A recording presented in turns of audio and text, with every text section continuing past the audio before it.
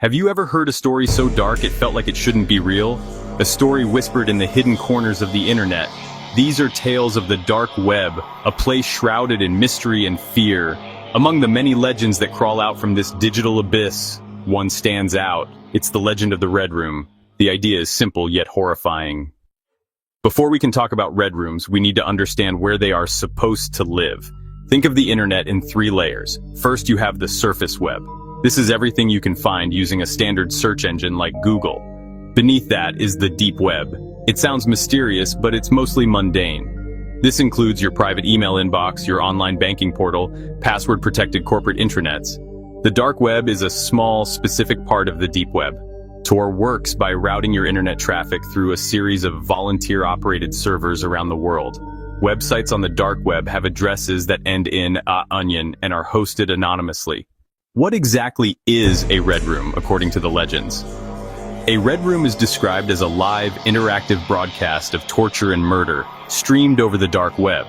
Stories claim that access to these streams is granted through cryptocurrency payments, often Bitcoin or Monero, to maintain anonymity. Once inside, viewers can allegedly influence what happens to the victim through a chat room or polling system. Legends often involve a series of complex steps designed to prove a user's worthiness or ruthlessness. When you look at it through a technical lens, the entire concept starts to fall apart. The very technology that makes the dark web anonymous also makes it incredibly slow. Pushing that much data through the Tor network would result in a choppy, constantly buffering, and virtually unwatchable feed. If a red room had dozens or hundreds of paying customers, the strain on the hidden server would be immense. The server would likely crash. Due to the latency of the Tor network, there would be a significant delay between a viewer typing a command and the perpetrator receiving it. Journalists, security researchers, and law enforcement agencies have spent years investigating the dark web, yet not a single verifiable red room has ever been discovered. There have been no arrests, no confirmed victims, and no authenticated footage.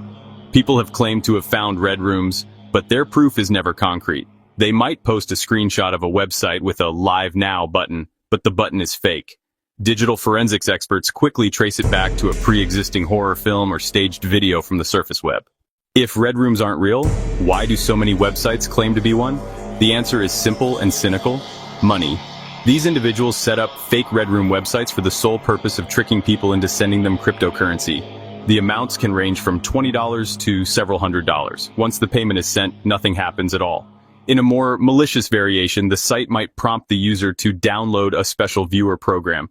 This program is, of course, malware. It could be ransomware, a keylogger that steals passwords, or a Trojan that gives the scammer remote control of their computer.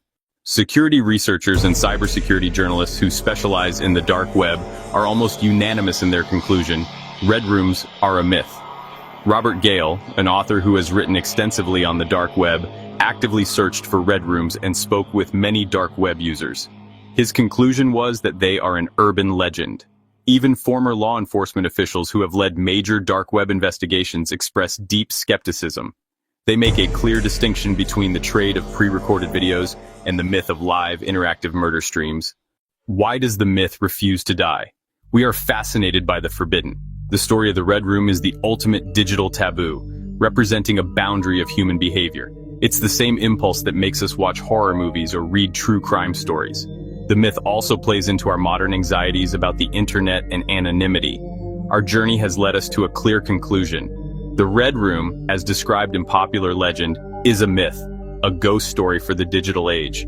The real danger lies in the scams and malware created to prey on the curious. People who go looking for these non-existent sites are walking into traps set by scammers.